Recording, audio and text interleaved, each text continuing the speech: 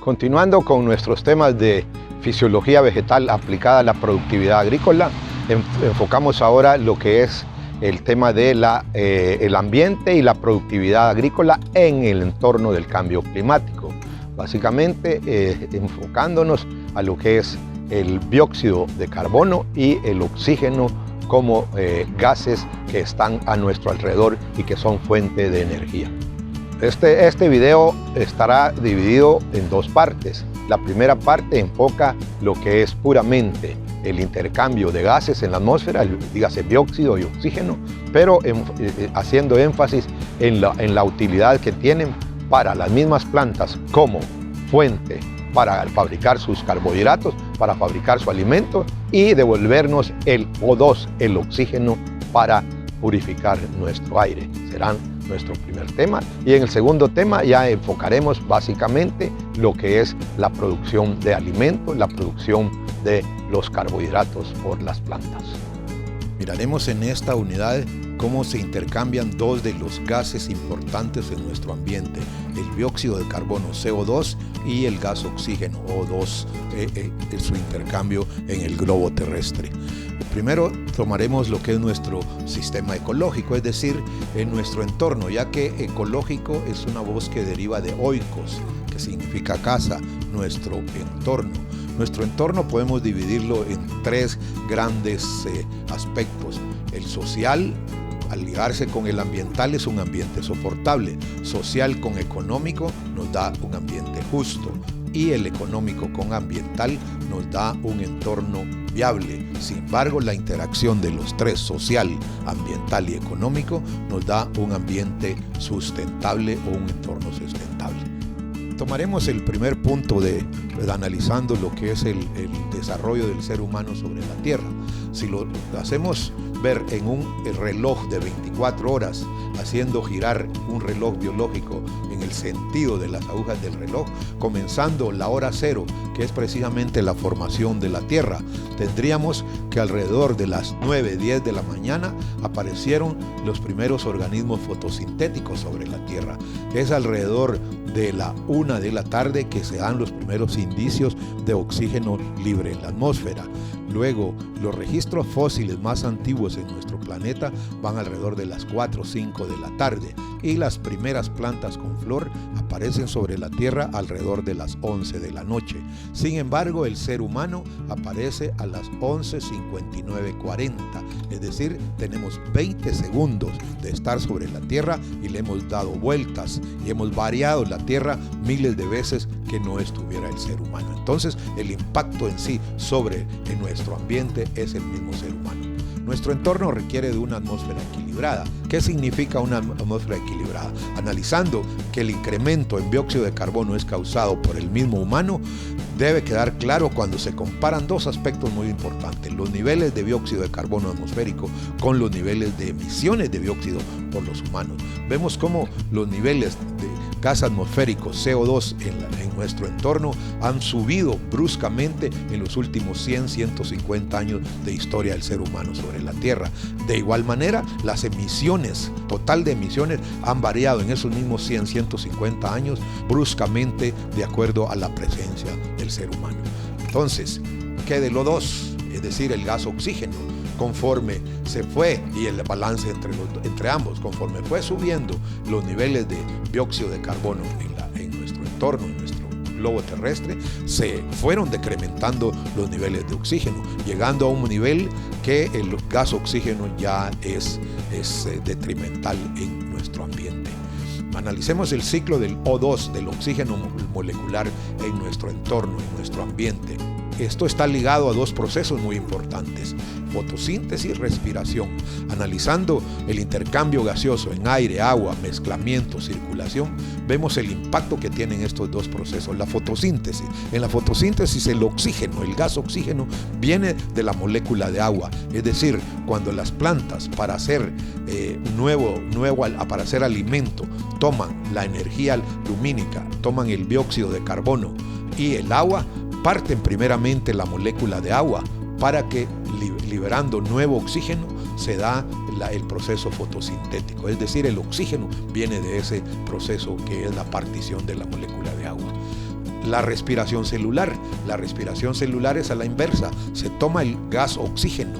Este gas oxígeno sirve para combustionar el alimento, los carbohidratos, dando como resultado la liberación de dióxido de carbono y con la consabida formación de agua para sacar energía. Es decir, para eso respiran los seres vivos. Todo ser vivo debe combustionar alimento, representado por la glucosa. La glucosa es un carbohidrato en el cual la energía está almacenada en los enlaces de carbono. Al combustionarse con la entrada del oxígeno, se libera el gas dióxido de carbono y también se libera agua en forma de vapor. Sin embargo, en la sumatoria del ADP más el fósforo inorgánico se forma la valiosa molécula de ATP, el adenosín trifosfato, que representa la energía biológica para todos los entes vivos sobre la Tierra.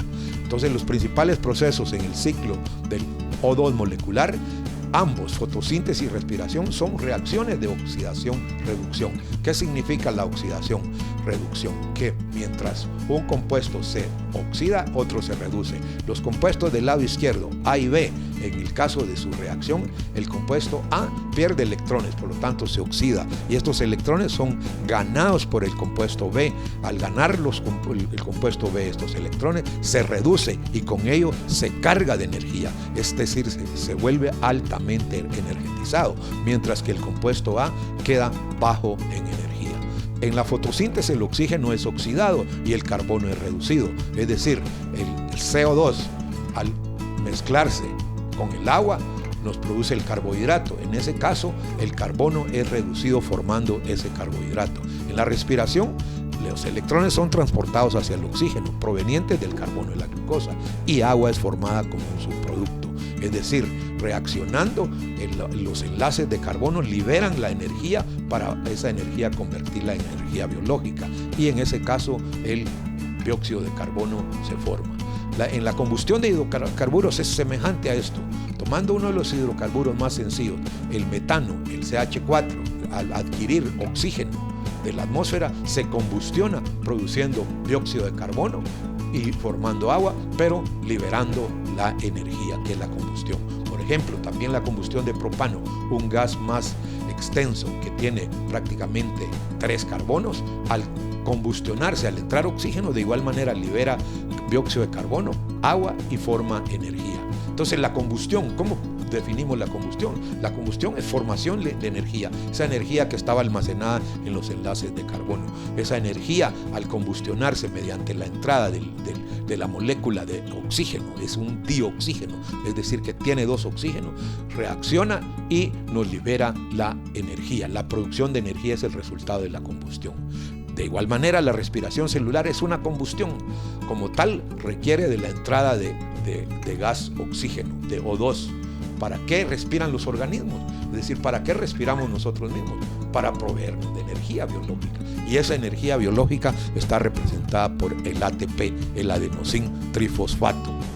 Entonces, ¿qué es respiración celular? La respiración celular es la formación de ATP a través de la degradación de alimentos. Esa degradación que viene por la entrada del gas oxígeno. Al entrar el gas oxígeno, adquiere esa energía de los enlaces de carbono y la pasa al ADP más el fósforo inorgánico y nos forma el ATP. Ese ATP que es el valioso como aporte de energía biológica.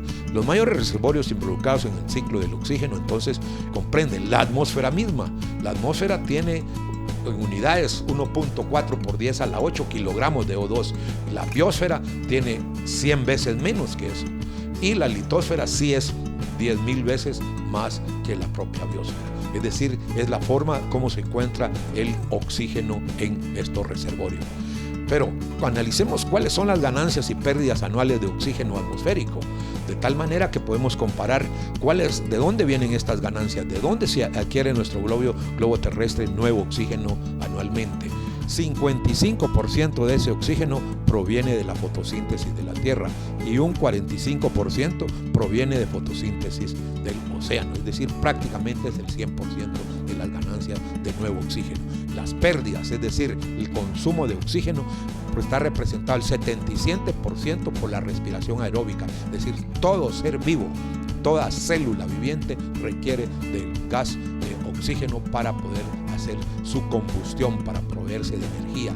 Y tan solo también el 17% por oxidación microbiana, que al final de todo también son seres vivos. Es decir, un 94% del consumo de oxígeno es por actividad biológica, mientras que la combustión fósil, es decir, la antropogénica, la industrialización, motores, todo esto solo representa un 4% del consumo de oxígeno, y la oxidación fotoquímica un 2%. Recalcando entonces, los mayores consumidores de oxígeno en el globo terrestre somos los seres vivos. Entonces, los mayores reservorios involucrados en el ciclo del carbono, contrastando con el carbono se encuentra en una forma de gas en la misma atmósfera, como dióxido. Pero es muy importante analizarlo, el que está en la biosfera, como dióxido de carbono, ya que la atmósfera, además de dióxido de carbono, también tiene una proporción de otros gases derivados del carbono y de otros gases en sí. También tenemos almacenado en la litosfera, donde se encuentra en forma de carbón, de petróleo y otros gases, que eso es más estable el almacenamiento del carbono. Analizando los cambios de dióxido durante la historia de la Tierra, vemos que durante los grandes glaciares habían subidas y bajadas de dióxido, pero principalmente estos cambios drásticos se han dado en los últimos 100 años, en los últimos 150 años, donde se han incrementado bruscamente los niveles de dióxido de carbono en nuestra atmósfera.